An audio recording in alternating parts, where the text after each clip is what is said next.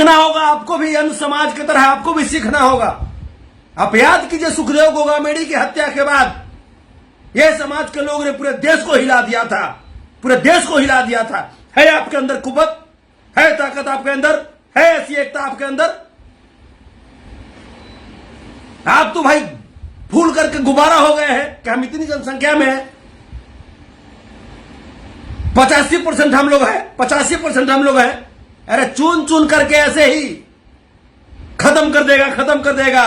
वरना जागिए, जागिए। अभी भी हम बोल रहे हैं, अगर नहीं जागिएगा तो कोई बात नहीं। संतोष रेणु तो चुप होकर के बैठने वाला नहीं है। हमसे बर्दाश्त नहीं हो सकता। हम पहुंचेंगे, वहां पे पहुंचेंगे और देखते हैं किस मां की लाल के अंदर इतनी ताकत है जो हमारे समाज को आंख दिखा देगा। पहुंच रहे हैं हम। राधे राधे साथियों, प्रणाम आप सबको, नमस्कार, अस्सलाम वालेकुम, जय भीम, सत श्री अकाल। कैसे हैं आप सब? उम्मीद करते होंगे कि ठीक ही होंगे। कुछ क्रांतिकारी साथी कष्ट में होंगे, तकलीफ में होंगे, क्योंकि बात ही कुछ ऐसी है। जिस प्रकार से छपरा सारण की धरती पर लोकसभा चुनाव 2024 के 5वें चरण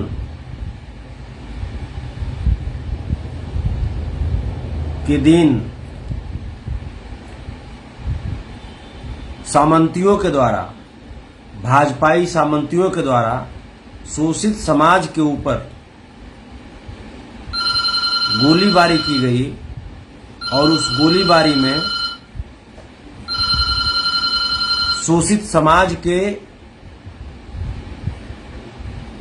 एक जाबाज सिपाही, हम कह सकते हैं, चंदन यादव जी,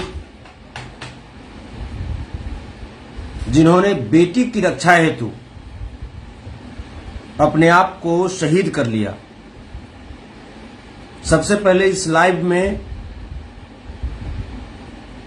हम अपने भाई, अपने जाबाज सिपाही स्वर्गीय चंदन यादव जी की पवित्र आत्मा को कोटि कोटि प्रणाम करते हैं, नमन करते हैं, और उस कोख को नमन करते हैं जिस कोख ने चंदन यादव जैसा दिलेर बेटा पैदा किया होगा।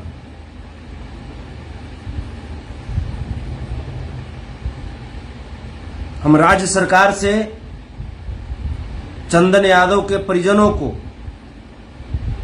1 करोड़ रुपए की सहायता राशि,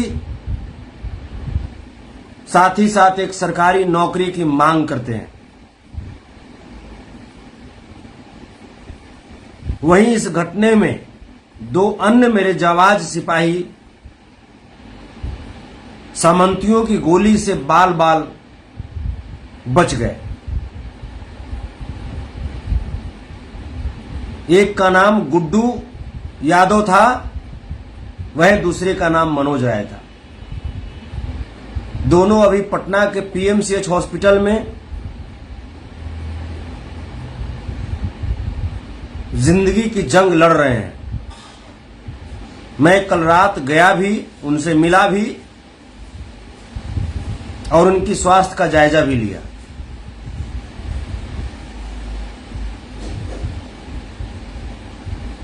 मैं इस लाइव के माध्यम से समाज की बेटी, सारण लोकसभा के इंडिया महागठबंधन की प्रत्याशी बहन रोहिणी आचार्य जी को कोटि कोटि धन्यवाद एवं सलाम करता हूं। सैल्यूट है ऐसी बेटी को, ऐसी बहन को। आपने पहले ही एक समर्पित बेटी होने का पहचान दिया था, पैगाम दिया था, लेकिन आप एक कर्मठ उम्मीदवार भी हैं, कर्मठ नेता भी हैं। इसकी भी आपने पहचान उन बूढ़ लुटेरों का सामना करके दिया है। गर्व है मुझे रोहिणी आचार्य जी पे, जिस बेटी ने अपनी जान की परवाह किए बिना लोकतंत्र और लोकतांत्रिक व्यवस्था के दुश्मनों का पुरजोर मुकाबला किया।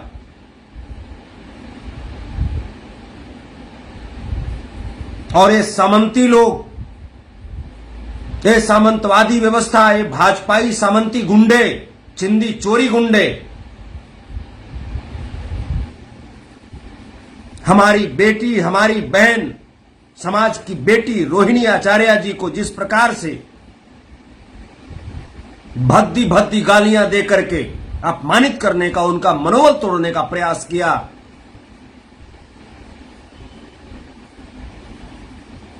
इसकी मैं पुरजोर निंदा करता हूं। और उन सामंतियों को बता देना चाहता हूं कि इसका जवाब तो मिलेगा, इसका जवाब तो मिलेगा। आज नहीं तो कल, लेकिन फल तो मिलेगा।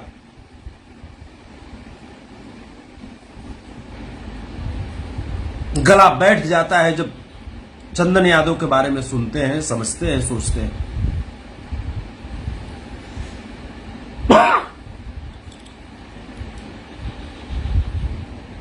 बहुत तकलीफ होती है, लेकिन गर्व भी होता है उस भाई पे, जिस भाई ने शोषित समाज की मान सम्मान को जिंदा रखा। शोषित समाज की पहचान होती है कि जब उनकी इज्जत, उनकी आबरू पे अगर कोई हाथ डालने का प्रयास करे तो अपनी जान दे करके भी उस इज्जत को बचाए, उस मान सम्मान को बचाए। हम लोग मान सिंह के औलाद थोड़े हैं जो सत्ता बचाने के लिए अपनी बेटी, अपनी बहन को कुर्बान कर देता हो।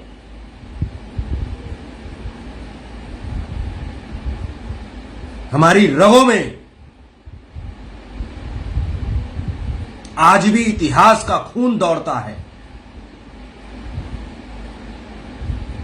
और भाजपाई गुंडे को मैं बता देना चाहता हूं कि सत्ता सब दिन नहीं रहती। हो सकता है राजनीतिक सत्ता की बात तुम करते होगे, लेकिन खानदानी सत्ता सदा शोषितों के हाथ में रही है। और बाबा साहब भीमराव अम्बेडकर के संविधान में ये बातें बखूबी लिखी हुई है। लोकतंत्र के हत्यारों, संविधान के हत्यारों, कान खोल करके सुन लो। जो तुम्हारी मंशा थी ना लोकतंत्र को खत्म करने की, संविधान को खत्म करने की, वो मंशा जब तक चंदन यादव जैसे कोहिनूर हीरा इस धरती पे है, जब तक गुड्डू यादव जैसे, मनोज यादव जैसे कोहिनूर हीरा हमारे शोषित समाज में है, तब तक बाबा साहब भीमराव अम्बेडकर के संविधान को कोई आंख भी नहीं दिखा पाएगा। बहुत लोग खुश होंगे कि हमने एक शोषित समाज के व्यक्ति को मार दिया, ये कर दिया। रे भड़वे, तुमने मारा नहीं, तेरी मां ने ऐसा लाल ही पैदा नहीं किया है जो शोषित समाज के किसी व्यक्ति को टच कर दे, बल्कि वो मेरा भाई शहीद हुआ है बेटियों के सम्मान में, इस संविधान की रक्षा करने में वो शहीद हुआ है।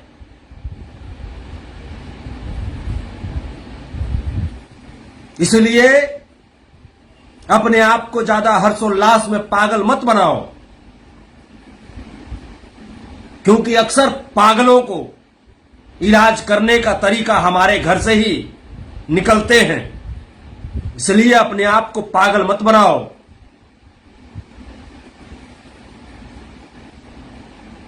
खैर मनाओ कि मेरा हाथ पांव बांध दिया गया है, वरना हमारे शोषित समाज पे जुर्म करने वालों का हश्र क्या होता है और मैं किस कदर उसको नेस्तनाबूद करता हूं, यह दुनिया बखूबी जानती है, बखूबी जानती है दुनिया। चाहे कटिहार की घटना देख लो, चाहे कल्याणपुर मोतिहारी का घटना देख लो, चाहे अंबा की घटना देख लो, बखूबी जानती है दुनिया। और रही बात छपरा की, तो छपरा मुबारकपुर में भी मैं पहुंचा था और यहां भी पहुंचूंगा।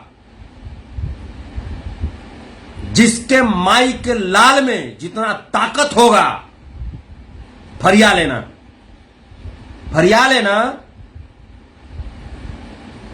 देखते हैं तुम्हारी मां की छाती के दूध में कितनी ताकत है। नीचे से लेकर के ऊपर तक अगर सोझा नहीं कर दिए तो हमारा भी नाम संतोष रेणु यादव नहीं। भड़वे चुपके से वार करते हो, चुपके से। अगर हिम्मत है और अगर बाय मिस्टेक अगर तुम्हारी सरकार अगर बन जाती है बाय मिस्टेक, तो अपने सरकार को बोल देना कि 15 मिनट के लिए, 15 मिनट के लिए प्रशासन को अलग कर दे और उसके बाद भिड़ंत कर दे। अगर तुम्हारी खानदान का निस्तराबूत नहीं कर दिए तो फिर हम भी एक श्री कृष्ण के वंशज नहीं। 15 मिनट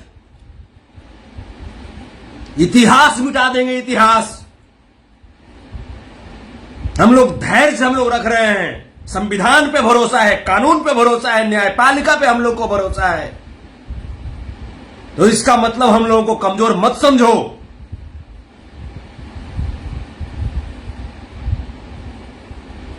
समाजवाद में हम लोग भरोसा रखते हैं।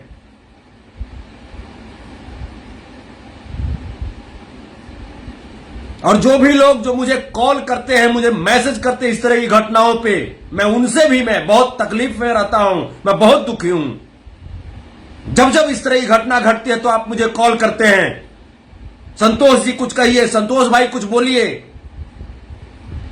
आप ये क्यों नहीं सोचते कि संतोष भाई के ऊपर जब होता है उस समय कहां कौन हमको साथ देता है? बताइए आप। 10-10 बार मेरे ऊपर जानलेवा हमला हुआ, आज तक बताइए सरकार रहने के बावजूद सुरक्षा प्रदान मुझे नहीं किया गया। 7-7 केस मेरे ऊपर है। कौन है इसके लिए? कौन सोचने वाला है? बताइए आप। मेरे भी तो बाल बच्चे हैं, मेरे भी तो परिवार हैं। आज हम लोग क्या कर रहे हैं चंदन यादव के लिए? सिर्फ फेसबुक पे आकर के लिख रहे हैं ईंट का जवाब पत्थर से दिया जाएगा, ईंट का जवाब पत्थर से दिया जाएगा। ये ईंट का जवाब पत्थर से कब दिया जाएगा? कब धरातल पे आप लोग उतरोगे? मैं पूछना चाहता हूं आप सबसे। क्या फेसबुक पे लिखने से लड़ाई होती है क्या? ये फेसबुक की लड़ाई हम लोग कब तक लड़ते रहेंगे? जब जरूरत पड़ेगी रण क्षेत्र में उतरने की तो आप लोग अपने अपने परिवार को देखने लगेंगे, अपने अपने बच्चों को देखने लगेंगे। बहुत तकलीफ होती है। आज चंदन यादव इस दुनिया में नहीं रहे। समाज की मान सम्मान के लिए उन्होंने अपने आप को शहीद कर लिया। छपरा में कितने ऐसे लोग हैं जो चंदन यादव के नाम पे 5 कट्ठा जमीन दे करके और एक स्मृति स्थल बनवा सकते हैं? है कोई माई का लाल छपरा में? बताओ।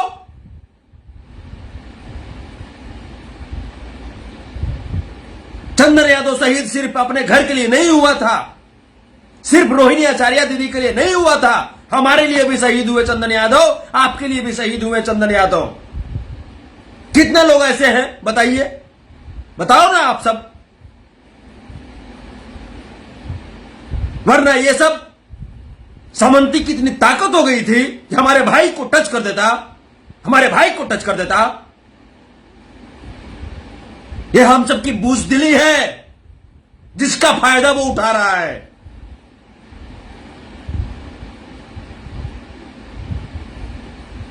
और लोग कहते हो कि ये घटना राजनीतिकरण है, राजनीतिकरण है। नहीं, ये घटना राजनीतिक प्रेरित नहीं है, ये घटना सामाजिक प्रेरित है। ये सामाजिक घटना है।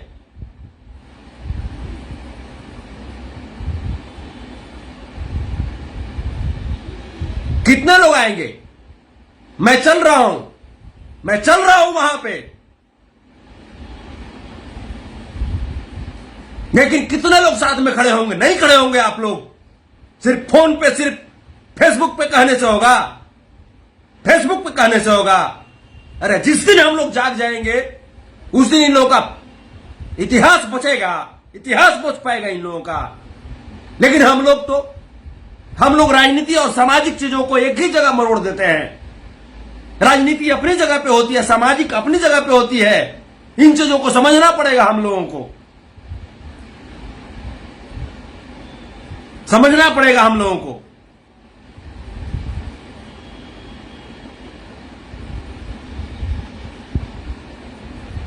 जन विश्वास यात्रा में हम घूमे, आप बताइए ना कितनी सुरक्षा मेरे पास थी, कितनी सुरक्षा मेरे पास थी। जन विश्वास यात्रा में मेरी गाड़ी खराब हो गई थी, उसके बावजूद हम घूम रहे थे। कभी उसके गाड़ी लेकर के, कभी उसके गाड़ी लेकर के, अपने घर का पैसा जला कर घूमे हैं। आप बताइए ना कितनी सुरक्षा मेरे पास थी, कौन सुरक्षा हमको दिया था? बताइए आप हमको। उसके बावजूद समाज के लिए लड़ता हूं और लड़ता रहूंगा, मर जाऊंगा लेकिन पीछे नहीं हट सकता हूं। लेकिन तकलीफ इस बात की है कि जब मैं तकलीफ में होता हूं तो आप सब चुपचाप हो जाते हैं, चुपचाप बैठ जाते हैं आप सब। मुझे बदनाम कर दिया गया है कि जादव समाज की सिर्फ बात करता है। आप बताइए ना, कटिहार में जो मोना ठाकुर ने किया था उसके साथ में किया तो क्या गलत किया था? आप बताइए। 10 वर्षों में 350 बेटियों के साथ रेप किया था। जादव समाज की बेटियां थी, दलित समाज की बेटियां थी, पिछड़े समाज की बेटियां थी, अल्पसंख्यक समाज की बेटियां थी, जिसके साथ रेप किया था मोना ठाकुर। मैं उसके साम्राज्य को खत्म करने का मैंने प्रयास किया और अंततः आप लोग के प्रयास से उसका साम्राज्य खत्म हुआ। तो क्या गलत था? कल्याणपुर में मेरे समाज के भाई का सर मुड़ दिया गया था, उज्जवल यादव का थूक चढ़वाया गया था। उसके खिलाफ मैंने बिल्कुल फूका मैंने बिल्कुल उस सामंतियों के खिलाफ। तो क्या गलत था? आप बताइए मुझे। वहां भी मेरे ऊपर केस हुआ, कटिहार पे भी मेरे ऊपर केस हुआ, मुबारकपुर में जब घटनाएं घटित हुई वहां पे भी संतोष रेणु यादव पहुंचा। क्या हमारे पास 75 जान है? क्या हमारे पास 75 हृदय है? हमारे पास भी तो एक ही हृदय है ना। जिस दिन हृदय की गति रुक जाएगी, कौन आएगा? कौन चिल्लाने के लिए आएगा आपके बीच? क्योंकि आप सोए हुए व्यक्ति हैं, सोए हुए व्यक्ति हैं। आप चूड़ी पहन लीजिए, चूड़ी पहन लीजिए। मुझे इतना गुस्सा नहीं आता था, लेकिन गुस्सा इसलिए है क्योंकि आप सो गए हैं। सिर्फ फेसबुक पे लिखते हैं ईंट का जवाब पत्थर से देंगे, ये चलाएंगे, वो चलाएंगे, तीर चलाएंगे, भाड़ा चलाएंगे। ये सिर्फ आप फेसबुक पे लिखते हैं, कुछ नहीं आप कर पाएंगे। आपके घर से बेटियों को उठा करके लेकर चला जाएगा, फिर भी आप कुछ नहीं करेंगे। रोहिणी आचार्य का मतलब कोई मामूली बात है? मामूली बात है? ये 3 टके के भड़वे लोग रोहिणी आचार्य को उल्टा पुल्टा बोलेंगे। किस बात की कमी रोहिणी आचार्य के पास थी? क्या उनके पास खाने के लिए पैसा नहीं है जो चुनाव लड़ने के लिए आई हैं? वो चुनाव हमारे और आपके अधिकार को दिलाने के लिए आई हैं। वो हमारे आपके अधिकार को दिलाने के लिए वो संघर्ष कर रही थी। कितने लोगों ने बोला, कितने लोगों ने पोस्ट किया, कितने लोग पहुंचे वहां पे? बताइए आप।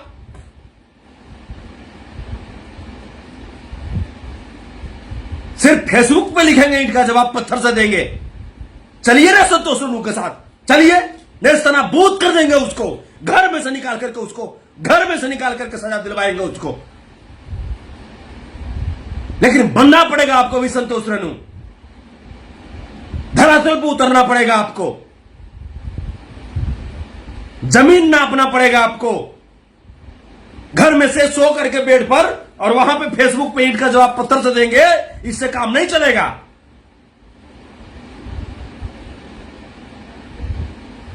बहुत आसान है किसी को भी दोष लगा देना।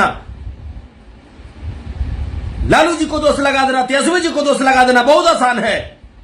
लेकिन अपने अंदर झांक करके देखिए, लालू प्रसाद यादव जी एक राजनेता हैं, तेजस्वी यादव जी एक राजनेता हैं, और वो कभी भी कुछ भी बात करेंगे वो पॉलिटिकल दृष्टिकोण से ही बात कर सकते हैं। ये उनकी मजबूरी है। आप तो एक नेता नहीं है ना, आप तो एक समाज के व्यक्ति हैं ना।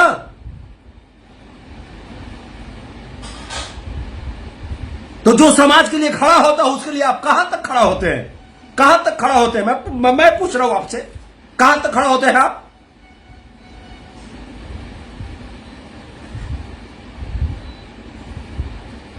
सीखना होगा आपको भी, अन्य समाज की तरह आपको भी सीखना होगा। आप याद कीजिए, सुखदेव गोगामेड़ी की हत्या के बाद यह समाज के लोगों ने पूरे देश को हिला दिया था, पूरे देश को हिला दिया था। है आपके अंदर कुव्वत, है ताकत आपके अंदर, है ऐसी एकता आपके अंदर? आप तो भाई फूल करके गुब्बारा हो गए हैं कि हम इतनी जनसंख्या में हैं, 85% हम लोग हैं, 85% हम लोग हैं। अरे चुन चुन करके ऐसे ही खत्म कर देगा। वरना जागिए, जागिए, अभी भी हम बोल रहे हैं। अगर नहीं जागिएगा तो कोई बात नहीं, संतोष रेणु तो चुप होकर के बैठने वाला नहीं है। हमसे बर्दाश्त नहीं हो सकता। हम पहुंचेंगे, वहां पे पहुंचेंगे और देखते हैं किस मां की लाल के अंदर इतनी ताकत है जो हमारे समाज को आंख दिखा देगा। पहुंच रहे हैं हम, पहुंचते हैं। बहुत जल्दी तिथि तय करते हैं, बहुत जल्दी तिथि तय करते हैं।